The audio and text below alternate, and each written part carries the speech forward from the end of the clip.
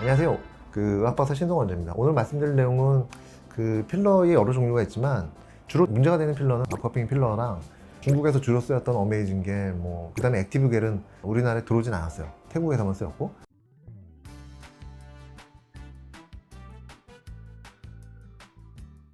저도 진짜 보형물보다는 사실은 좋은 필러가 나와가지고 가슴이나 엉덩이에 확대를 하면 좋겠다라고 생각을 하지만 이게 쉽지 않은 것 같더라고요. 그래서 엉덩이는 할 수 없이 엉덩이에 지방이식하지 그러는데 지방이식 했다가 또 염증 생겨서 저한테 되게 많이 오세요.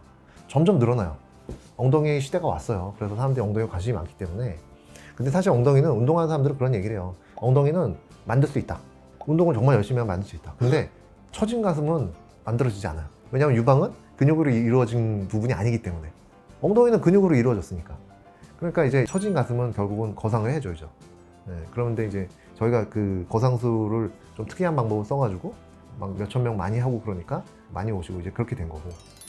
이분 같은 경우는 이제 필러를 넣었는데 아쿠아핑 필러죠. 이걸 넣으신 의사 선생님들도 잘 몰라서 사실 넣으신 거였고, 저도 사실 몰라서 넣을 뻔 했었고, 수입한 회사도 모르셨을 거예요. 이렇게 위험할 거라고 생각하고서 수입한 건 아니셨을 테니까.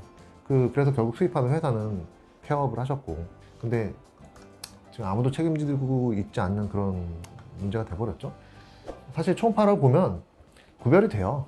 이게 어디가 필러고 어디가 정상 유방인지 구별이 돼요. 엉덩이 필러 넣으신 분들 구별이 돼요. 얼마 전에 보신 분은 엉덩이에 필러가 흘러가지고 발목 바로 위 정강이 거기서 만져지는 거예요. 설마. 초음파를 딱 봤더니 정말 맞는 거예요. 이게 필러가 흘러내서 그런 거죠. 그래서 사실 엉덩이 필러가 무릎까지 가는 경우는 많이 봤어요. 많이 봤는데 정강이까지 가는 분은 제가 처음 봤어요. 그리고 가슴 필러가 위로 올라가는 분들도 꽤 봐요. 꽤 보는데 주로 아래로 흘러서 배꼽 옆으로 가고 사타구니로 가고 이런 분들 꽤 보고, 어떤 분은 가슴 필러가 옆으로 흘러가지고 손바닥까지 가신 분도 있었고. 그게 왜 그러냐면요, 가슴 필러는 근육을 감싸는 막이 있어요. 그 근막인데 파샤라고 부르는데, 파샤가 여러 가지가 있는데 그 중에 클레비 팩토럴 파샤라는 게 있어요.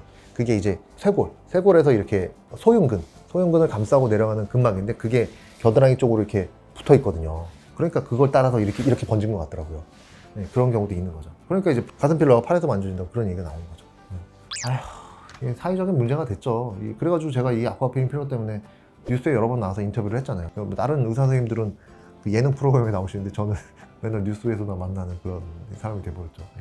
그래서 이제 어쨌든 제거하고 그러면은 좀 피도 좀 나고 그러지만 대부분은 피가 거의 안 나고 그것만 제거를 해요. 정상 조직은 거의 제거하지 않습니다. 내시경 보면서 모니터링을 하면서 더 제거할 것인지 말 것인지 이런 것도 확인하는 겁니다. 그래서 가슴 필러, 엉덩이 필러는 종류에 따라 다르겠지만 안 좋은 성분이 좀 있어요. 이 엉덩이 필러가 정강이까지 흘러내리신 분도 4년 전에 오셨던 분이에요. 저희 병원에 4년 전에 오셔가지고 그때 제가 제거하자고 했었는데 그때 조금 커졌었거든요. 그러니까 녹기 시작했던 거죠. 4년이 지난 다음에 정강이까지 내려간 거예요. 그런 경우도 있는 거죠.